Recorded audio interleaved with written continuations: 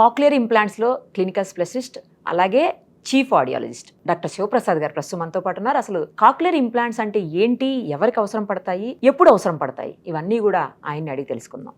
Doctor గారు నమస్తే. నమస్తే అండి. కాక్లియర్ ఇంప్లాంట్స్ అని వింటూ ఉంటాము రెగ్యులర్గా, బట్ అవి ఎవరు యూస్ చేస్తారు, ఎందుకు యూస్ చేస్తారు అనేది మాత్రం పర్ఫెక్ట్గా ఎవరికి తెలియదు. అది వినికిడి కోసం వాడతారు, అది కూడా తెలుసు, కానీ ఎవరికి, ఎంత వినికిడి శక్తి లోపం ఉన్న వాళ్ళకి అది యూజ్ అవుతుంది. బేసిక్గా ఏంటి అని అంటే కాక్లియర్ ఇంప్లాంట్ అనేది ఒక ఎలక్ట్రానిక్ డివైస్. సో అది ఎవరికి వాడతారంటే చిన్న పిల్లలైనా పెద్దవాళ్ళైనా ఎవరికైనా సరే 80% కానివ్వండి, 80% కంటే ఎక్కువ హియరింగ్ ప్రాబ్లం ఉన్నప్పుడు ఈ కాక్లియర్ ఇంప్లాంట్ ఆపరేషన్ అనేది సజెస్ట్ చేస్తాం. సో జనరల్గా ఏంటి అంటే హియరింగ్ అసెస్మెంట్ ఎప్పుడైతే వినికిడి పరీక్షలు చేయిస్తామో పేషెంట్కి, వాళ్ళలో 80% కంటే ఎక్కువ ప్రాబ్లం ఉంటాయి. కొంతమందికి 80 ఉండొచ్చు, 90 ఉండొచ్చు, ఆర్ 100% లాస్ ఉండొచ్చు. సో అలాంటి వాళ్ళందరికీ ఈ కాక్లియర్ ఇంప్లాంట్ అనేది యూజ్ అవుతుంది. సో ఇంకొకటి ఏంటి అని అంటే ఎప్పుడైతే నార్మల్ హియరింగ్ ఎయిడ్స్ అంటాం, చెవి మిషన్లు ఉంటాయి. సో ఆ చెవి మిషన్ అసలు ఏం వినపడట్లేదు, దాంతో నాకు ఉపయోగం లేదంతా అన్నప్పుడు కాక్లియర్ ఇంప్లాంట్. ఓకే, ఆ చెవిటి మిషన్ తో కూడా ఉపయోగం లేకుండా ఉంటుంది, చాలా మందికి ఉంటుంది. ఇప్పుడు సంథింగ్ లైక్ మనకు స్పెక్స్ అండి, ఇప్పుడు నేను స్పెక్స్ పెట్టుకుంటాను, ఎప్పుడైనా మైనర్ ప్రాబ్లం ఉందనుకోండి అద్దాలు పెట్టుకుంటాము, అద్దాలు పెట్టుకుంటే క్లియర్ గా కనిపిస్తుంది. అదే బ్లైండ్ ఉంటారు, ఆ బ్లైండ్ కి మనం అద్దాలు పెట్టినా పని చేయదు కదా. సో అలాంటప్పుడు ఏదైనా సర్జికల్ గా చేస్తారు.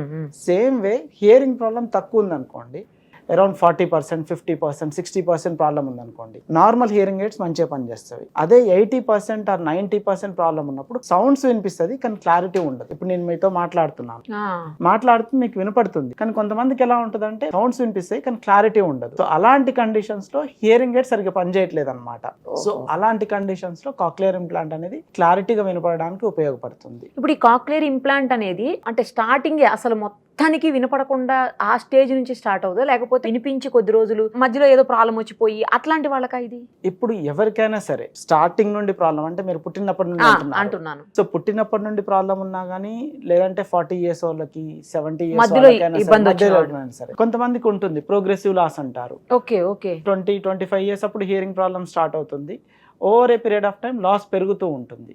ఎప్పుడైతే లాస్ పెరిగి 80%, 90% అయినప్పుడు హియరింగ్ ఎయిడ్ అంత క్లియర్గా లేదు అన్నప్పుడు కాక్లియర్ ఇంప్లాంట్ ఆపరేషన్ చేయొచ్చు. లేదు ఒక 60% పర్సన్ ఉన్నారు, హియరింగ్ ఎయిడ్ పెట్టినా అంత క్లారిటీగా లేదు, 90% లాస్ ఉంది, అలాంటి వాళ్ళకైనా ఆపరేషన్ చేయించవచ్చు. చిన్న పిల్లలు 1 year, 1.5 year old పిల్లలు, సో వాళ్ళకి 90% ప్రాబ్లం ఉందనుకోండి, కాక్లియర్ ఇంప్లాంట్ అనేది యూజ్ అవుతుంది. సో ఏజ్ రేంజ్ అనేది డిపెండ్ కాదు, సంబంధం లేదు. లాస్ ఎంత ఉందనేది ఇంపార్టెంట్. సో లాస్ని బట్టి ఆపరేషన్ చేయాలా చేయొద్దా అని డిసైడ్ చేస్తారు. యాక్చువల్లీ డాక్టర్ గారు నేను ఒకటి విన్నాను, మరి ఎంతవరకు నిజం నాకు తెలియదు, కానీ మీరు చెప్పాలి. ఇప్పుడు హెరిడిటరీ ప్రాబ్లం కూడా వినికిడి శక్తి లోపానికి రీజన్ అవుతుంది అని చెప్పేసి విన్నాను, అది నిజమా? చాలా మందికి చాలా హియరింగ్ లాస్ కి చాలా రీజన్స్ ఉంటాయండి. ఇప్పుడు హెరిడిటరీ ఉండొచ్చు, జెనెటికల్ గా ప్రాబ్లం ఉండి హెరిడిటరీ రిలేటెడ్ వచ్చే ఛాన్స్ ఉంటుంది. చిన్న పిల్లలు అనుకోండి, పుట్టినప్పుడు ఉండే ప్రాబ్లం అనుకోండి, డ్యూరింగ్ ప్రెగ్నెన్సీ టైంలో, అంటే ప్రెగ్నెన్సీ టైం ఉన్నప్పుడు వాళ్ళు ఏదైనా అన్నెసరీ మెడిసిన్స్ ఏమైనా తీసుకోవడం కానివ్వండి, మెడిసిన్స్ వల్ల వచ్చే ప్రాబ్లం ఉంటుంది. లేదు అని అంటే మెడిసిన్ కి సైడ్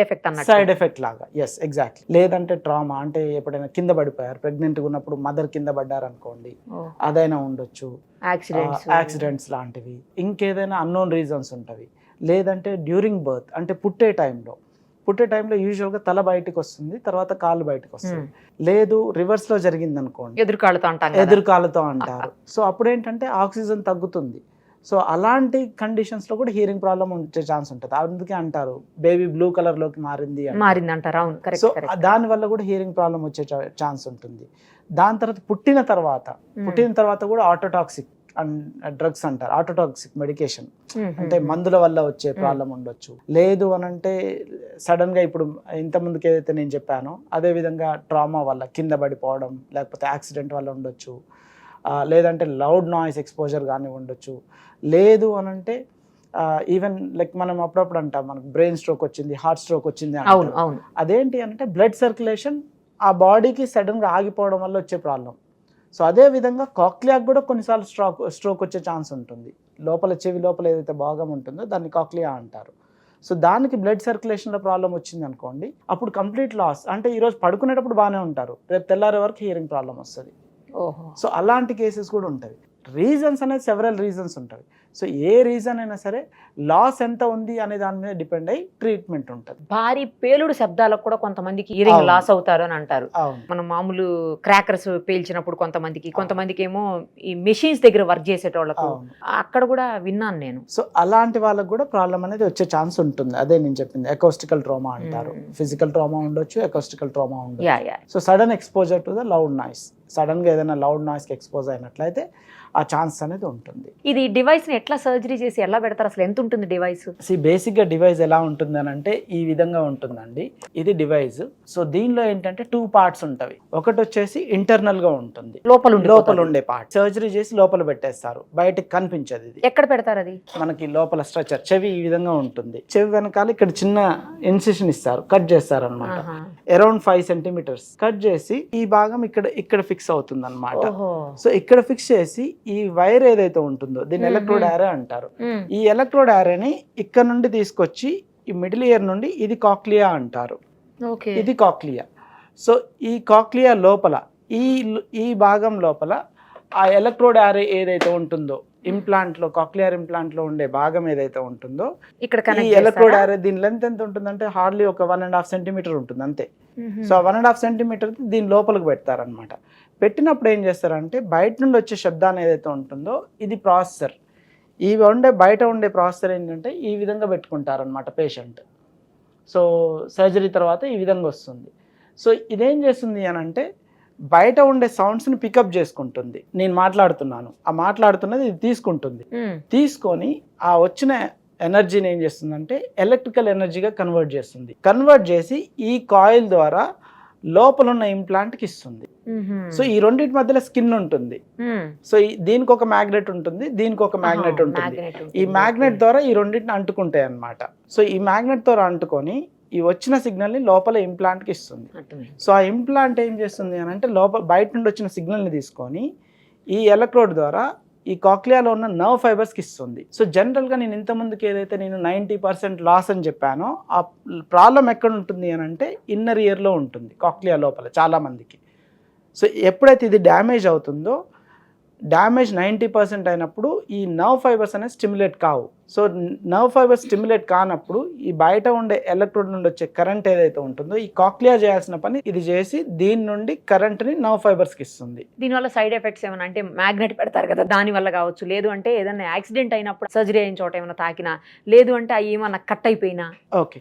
సో జనరల్గా ఎలా ఉంటుంది అని అంటే ఇప్పుడు ఈ కాక్లియర్ ఇంప్లాంట్ సర్జరీ అనేది చాలా సేఫ్ సర్జరీ. ఇప్పుడు మిగతా మెడికల్స్ వాటితో పోలిస్తే ఇది దాదాపుగా 99% సక్సెస్ రేట్ ఉంటుంది. అంటే 100లో 1% మాత్రం ఛాన్సెస్ ఉంటుంది. సో అది ఏదైనా డిపెండ్స్ పేషెంట్. ఇప్పుడు మేము సర్జరీ అవుతుంది, ఇప్పుడు అంతెందుకంటే ఒక చిన్న కట్ అయింది అనుకోండి, బ్లేడ్ తో కట్ అయింది అనుకోండి, అజాగ్రత్తగా ఉంటే ఏమైంది, అది ఇన్ఫెక్షన్ పెద్దగా అవుతుంది. ఇన్ఫెక్షన్ పెద్దగా దాన్ని అలానే వదిలేసాం అనుకోండి, కొన్ని రోజుల తర్వాత చెయ్యే తీసేయమని చెప్పొచ్చు.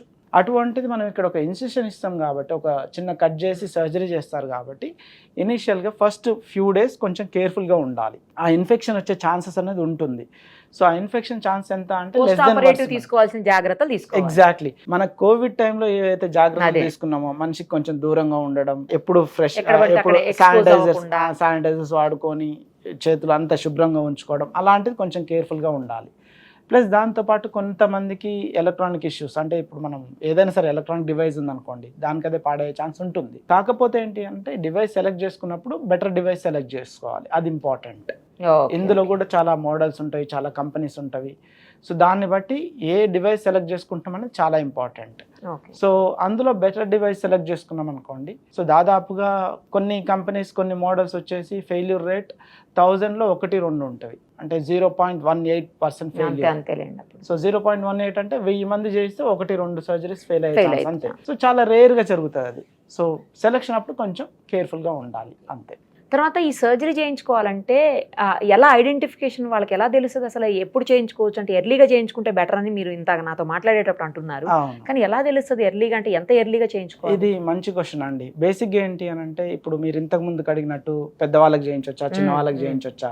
పెద్దవాళ్ళకి హియరింగ్ ప్రాబ్లం వచ్చిన తర్వాత భాష ఆల్రెడీ మాట్లాడేది ఉంటుంది కాబట్టి ఓన్లీ హియరింగ్ ప్రాబ్లం కాబట్టి రెక్టిఫై అవుతుంది, ఇంప్లాంట్ చేస్తే బాగానే ఉంటుంది. కానీ చిన్నపిల్లలు అనుకోండి, చిన్నపిల్లలు ఏంటంటే మాట రాదు, తెలంగాణ ఆంధ్రాలో పుట్టిన వాళ్ళు తెలుగు మాట్లాడతారు, అవును మదర్ టంగ్ అది మదర్ టంగ్ ఏంటంటే చిన్నప్పటి నుండి అది ఎక్స్పోజ్ అయ్యి Yeah, క్లియర్ గా yeah, అది yeah. మాట్లాడతారు. అవును. అదే చెన్నైలో పుట్టారనుకోండి తమిళ్ మాట్లాడతారు, ఎందుకంటే ఆ లాంగ్వేజ్ ఎక్స్పోజ్ అవుతారు, అంటే ఆ లాంగ్వేజ్ విని నేర్చుకొని మాట్లాడతారు. సో పిల్లలు భాష నేర్చుకోవాలి అంటే ఫస్ట్ అది వినాలి, అవును. విన్న తర్వాత దాన్ని నేర్చుకొని మాట్లాడతారు. సో ఇప్పుడు పిల్లల్లో ఏంటి అంటే పుట్టినప్పుడు ఈ బ్రెయిన్ అంతా ఎంటీ ఉంటుందండి, ఒక వైట్ పేపర్ ఉన్నట్టు ఉంటుంది. సో వాళ్ళు పెరిగే కొద్ది ఏమవుతుందంటే మనకున్న సెన్సరీ ఆర్గాన్స్ తోని, అంటే లైక్ ఇప్పుడు టచ్ అయినా, టేస్ట్ అయినా, స్మెల్ అయినా, అన్ని ఇంకా నింపేస్తాం. అన్ని సెన్సెస్ తో ఏమవుతుంది అని అంటే ఆ బ్రెయిన్ అంతా ఫిల్ అవుతూ ఉంటుంది. అదే సో అందులో ఒక sense hearing. So hearing sense తో విని ఆ భాష అనేది నేర్చుకుంటూ ఉంటారు పిల్లలు.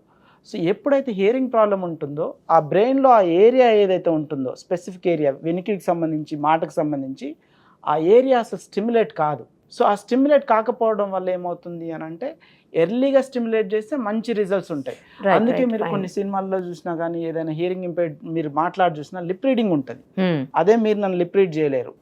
ఇప్పుడు నేను మాట్లాడుతున్నాను అనుకోండి, జస్ట్ సౌండ్ లేకుండా మాట్లాడితే మీరు లిప్ రీడ్ చేయలేరు. అదే ఒక హియరింగ్ ఇంపైర్డ్ పర్సన్ చేయగలరు.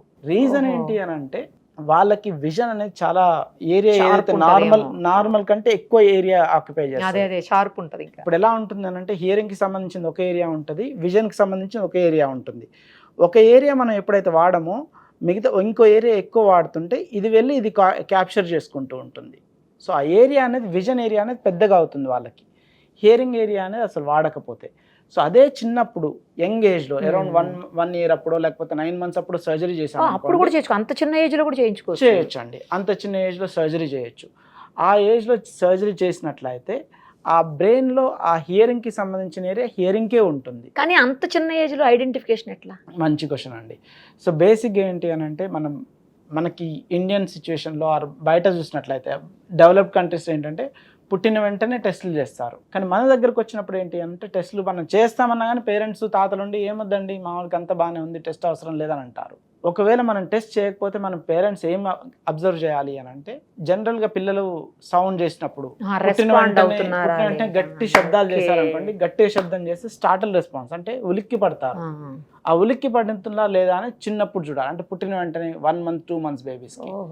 ఒక 3-4 months వచ్చే వరకు ఏంటి అని అంటే వాళ్ళకి నెక్ కంట్రోల్ వస్తుంది, అంటే ఎటువైపు తిరుగుతారు, తల తిరుగుతుంది. సో అప్పుడు ఏం చేస్తారంటే కొంచెం లౌడ్ సౌండ్ వచ్చినప్పుడు అటువైపు తిరిగి చూస్తారు, రైట్ లెఫ్ట్ సైడ్ ఎటు నుండి వస్తుంది అనేది.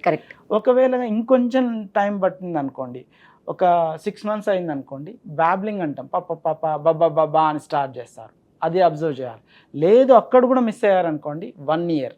ఎప్పుడైనా గుర్తుపెట్టుకునేది ప్రతి పేరెంట్ గుర్తుపెట్టుకోవాల్సింది ఏంటి అంటే ఫస్ట్ బర్త్డే వచ్చే టైంకి నడవడం స్టార్ట్ చేస్తారు, ఫస్ట్ స్టెప్ స్టార్ట్ అవుతుంది. At the same time first few words start అవుతాయి, మీనింగ్ఫుల్ వర్డ్స్. అమ్మని అమ్మ, తాత, ఈ నాన్న, ఇలాంటివన్నీ కూడా ఫస్ట్ బర్త్డే టైంకి స్టార్ట్ అవ్వాలి. ఒకవేళ కనుక ఫస్ట్ బర్త్డే టైం వరకు వాళ్ళకి అట్లీస్ట్ ఒక 5 to 10 words మీనింగ్ఫుల్గా రాకపోయినట్లయితే ఖచ్చితంగా అబ్జర్వ్ చేసి ఏదో ఒకటి ఉంది అనేది అట్లీస్ట్ కొంచెం పేరెంట్స్ కాన్షియస్గా ఉండాలి. హియరింగ్ ప్రాబ్లం ఉండొచ్చు, ఉండకపోవచ్చు, కానీ కొంతమంది లేట్ గా కూడా వస్తాయి మాటలు. అవును, కొంతమంది అన్ని బాగానే ఉన్నా కూడా లేట్ గా వస్తాయి. అందు గురించి కొంచెం కాన్షియస్గా ఉండి ఏంటి అని అబ్జర్వ్ చేస్తూ ఉండాలన్నమాట. ఏ ఏజ్లో ఎలా వస్తుంది అనేది పేరెంట్స్ ఐడెంటిఫై చేసినట్లయితే ఈజీగా ఐడెంటిఫై చేయొచ్చు. ఇప్పుడు మన దగ్గర ఉన్న టెక్నాలజీ ప్రకారం ఏంటి అని అంటే పుట్టిన వెంటనే కూడా, అంటే ఇప్పుడు బాబు ఈరోజు పుట్టినట్లయితే ఈరోజు ఈవినింగ్ అయినా సరే రేపైనా సరే టెస్ట్ చేసి ప్రాబ్లం ఎంత ఉంది ఎక్కడ ఉందని క్లియర్గా చెప్పొచ్చు. ఎలా చేస్తారు అసలు టెస్ట్? ఇప్పుడు ఉన్న టెస్ట్ చిన్న బాబుకి ఇప్పుడు బేసిక్గా మేము ఏం చేస్తాము అని అంటే చిన్నపిల్లలకి ఇప్పుడు అరౌండ్ 1 year అనుకోండి, ఆర్ 1 day బేబీ అనుకోండి, ఒక చెవిలో చిన్న టిప్ పెడతామండి. పెట్టేసి ఏముండదు, ఒక 5-10 minutes టైం, అంతకంటే ఎక్కువ టైం పట్టదు. ఒక ఇలా పెట్టేస్తాము, పెట్టేసి సౌండ్ ఇచ్చేస్తాము, ఇచ్చి ఆ బ్రెయిన్లో యాక్టివిటీ చూస్తాం. ఆ బ్రెయిన్లో ఇప్పుడు నేను ఇచ్చే సిగ్నల్కి ఆ కరెంట్ అని చెప్పాను కదా ఇంత, ఆ కరెంట్ పొటెన్షియల్ జనరేట్ అవుతుందా లేదా అని స్కాల్ప్ నుండి రికార్డ్ చేస్తాం. మరి దానివల్ల ఆ బేబీకి ఏమి సైడ్ ఎఫెక్ట్ ఉండదు కదా? ఏముండదండి, ఇట్స్ సేఫ్. ఇప్పుడు నేను ఏదైతే మాట్లాడుతున్నానో ఇంతకంటే సౌండ్ తక్కువ ఇస్తాం. ఇప్పుడు నేను మాట్లాడేది అరౌండ్ 65 decibels అంటారు, మేము ఇచ్చే సౌండ్ 40 decibels. 40 decibels అంటే మీకు వాచ్ లో సెకండ్స్ ముళ్ళు ఉంటుంది కదా, టిక్ టిక్ అని ఆ సౌండ్ 40-45 decibels ఉంటుంది. ఆ సౌండ్ ఇచ్చి బాబు వింటున్నాడా లేదా అని పుట్టిన వెంటనే టెస్ట్ చేయగలం. ఒకవేళ వినట్లేదు అనుకోండి ఫెయిల్ అని వస్తుంది, పాస్ ఫెయిల్ క్రైటీరియా. ఫెయిల్ అని వచ్చింది అనుకోండి, నెక్స్ట్ ఒక 1 వీక్ తర్వాతనో 10 డేస్ తర్వాతనో తీసుకెళ్ళి కంప్లీట్గా టెస్ట్ చేయించుకోవాలి. లేదు పాస్ అని వచ్చింది అనుకోండి, ఇంకా భయపడాల్సిన అవసరం లేదు. ఓకే. సో పుట్టిన వెంటనే టెస్టులు చేయొచ్చు, ఎక్కడ ప్రాబ్లం ఉందని చెప్పొచ్చు, ఎంత ప్రాబ్లం ఉందని చెప్పొచ్చు, చెప్పి దానికి తగ్గట్టుగా ట్రీట్మెంట్ కూడా చూసుకోవచ్చు. వన్స్ ఈ ట్రీట్మెంట్ తీసుకున్న తర్వాత ఫాలో అప్ కూడా చేయాలి కదేమో కదా? ఎస్, వన్స్ ట్రీట్మెంట్ అయ్యింది అని అంటే ఇంకా కంప్లీట్గా ఆల్మోస్ట్ లైక్ నార్మల్గా ఉంటుంది. ఎంగేజ్లో చేసినట్లయితే ట్రీట్మెంట్ ప్రాసెస్ ఏంటి అని అంటే బిఫోర్ సర్జరీ ఇది. వన్స్ సర్జరీ అయిపోయిన తర్వాత ఇది నేను ఇంతకుముందు చెప్పాను, నేను ఇది ఎలక్ట్రానిక్ డివైస్ అని చెప్పాను. ఒక ఎలక్ట్రానిక్ డివైస్ మనం కంటిన్యూస్గా వాడుతున్నామంటే దానికంటూ కొన్ని సర్వీసెస్ ఉంటాయి. సేమ్ లైక్ మనం ఒక కార్ తీసుకున్నాం అనుకో, అవును, సర్వీసింగ్ చేయిస్తాం కదా రెగ్యులర్గా. వన్స్ ఇన్ లైక్ 10,000 కిలోమీటర్లు తిరగగానే వెళ్ళి సర్వీసింగ్ చేయించుకోవాలి. సిమిలర్గా మనం లోపల ఎలక్ట్రికల్ కరెంట్ ఇస్తున్నాము, ఆ కరెంటు నర్వ్స్కి కరెక్ట్గా రీచ్ అవుతుందా లేదా అని చెక్ చేసుకోవాలి. మరి ప్రతిసారి తీసి బయటికి చూడలేదు, మనం తీయాల్సిన అవసరం లేదు. మనం బయట నుండే ఒక డివైస్తో కనెక్ట్ చేసి ల్యాప్టాప్ నుండి మనం చూస్తాం లోపల ఎక్విప్మెంట్ ఎలా పనిచేస్తుంది, సౌండ్ ఎలా ఇస్తుంది, సౌండ్ ఇచ్చిన దానికి పిల్లాడు ఎలా రెస్పాండ్ అవుతున్నారు, ఎంత క్లారిటీగా వింటున్నారు అనేది మనం మానిటర్ చేసుకోవచ్చు. సో వన్స్ ఇన్ 6 months వెళ్ళి అది చెక్ చేసుకొని క్లారిటీగా వింటున్నాడా లేదా అని చూసుకుంటున్నట్లయితే ఏమవుతుంది అని అంటే ఆ క్లారిటీ అనేది మెయింటైన్ అవుతూ ఉంటుంది, డివైస్ ఫంక్షనింగ్ అనేది మెయింటైన్ అవుతుంది. ఒకసారి వేసుకుంటే లైఫ్ లాంగ్ ఆ మెషిన్ యూజువల్గా నేను ఇంతకుముందు చెప్పినట్టు సేమ్ థింగ్ అండి. మనం చేసుకునే ఎక్విప్మెంట్ మీద డిపెండ్ అయి ఉంటుంది, మనం ఏ డివైస్ తీసుకుంటున్నాం. కొన్ని డివైజెస్ కొన్ని కంపెనీస్ నుంచి ఆల్మోస్ట్ లైక్ ఏం చెప్తామంటే వారంటీ 10 years అంటాము, but design for life time అంటాం. అంటే దాదాపుగా లైఫ్ టైం ఉంటుంది. ఇప్పుడు ఇంప్లాంట్ కాక్లియర్ ఇంప్లాంట్ వచ్చేసి దాదాపుగా 1979లో వచ్చిందండి, మల్టీ ఛానల్ కాక్లియర్ ఇంప్లాంట్ 1979. నాకు తెలిసి ఇలాంటి ఫోన్లు లేవు, ఎలక్ట్రానిక్ డివైస్ ఏం లేవు. సో 1979లో ఇంప్లాంట్ ఏదైతే జరిగిందో అప్పటి వాళ్ళు ఈ రోజు కూడా వాడుతున్న వాళ్ళు కొంతమంది ఉన్నారు. సో 79 to 2024 అంటే దాదాపుగా almost like 45 years duration. So 45 years duration వాడుతున్న వాళ్ళు ఉన్నారు, ఏం కాకుండా.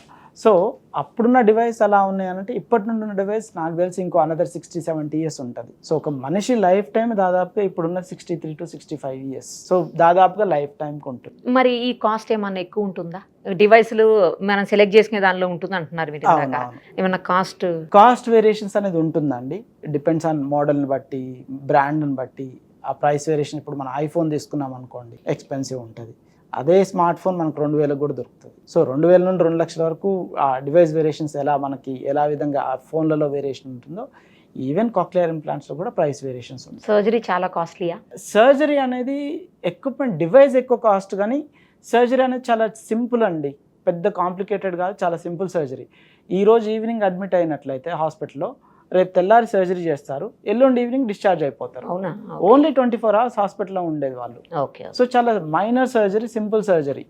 కాకపోతే ఎక్స్పెన్సివ్ అనిపిస్తుంది, ప్లస్ మేజర్ కాంప్లికేటెడ్ అనిపిస్తుంది, ఎందుకంటే ప్రైస్ దగ్గర చూసుకొని అంతే, అంతకుమించి ఏం లేదు. ఇప్పుడు ప్రాబ్లము ఒక సైడ్ ఉండొచ్చు, కొంతమందికి 2 వైపులా కూడా ఉండొచ్చు కదా? అవునండి. అలా ఉన్నప్పుడు ఏం చేస్తారు డాక్టర్ గారు? మరి జనరల్గా ఎలా ఉంటుంది అని అంటే, ఇప్పుడు మీరు మాట్లాడుతున్నారు, నాకు సడన్గా ఏమైనా పక్క నుండి ఏమైనా వాయిస్ వచ్చింది అనుకో, నేను తిరిగి చూస్తాను. అవును. సో ఎందుకంటే నా 2 చెవులు ఫంక్షనింగ్ అని నార్మల్గా ఉంది కాబట్టి.